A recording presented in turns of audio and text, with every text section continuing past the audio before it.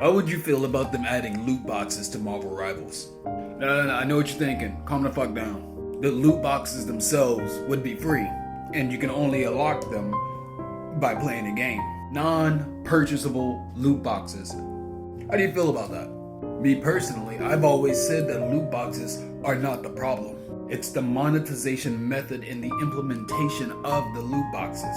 Because in reality, the loot boxes were supposed to be a reward for player progression. You know, you gain 5 levels and then you have the opportunity to unlock something in the game that you normally would have to pay for. It was supposed to be a consumer-friendly concept. Going beyond that with in-game currencies, duplications that you would get out of the loot box would just turn into currency. You can then use said currency to buy things from the shop.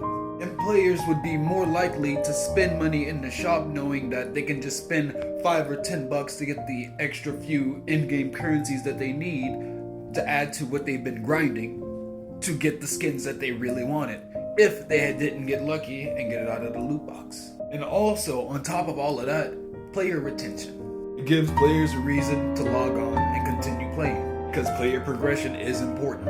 People say they don't like battle passes and seasonal models, but that's not necessarily true. You just don't like the way it's being implemented by these greedy companies. It's the implementation and the monetization methods, and not the idea behind the methods themselves.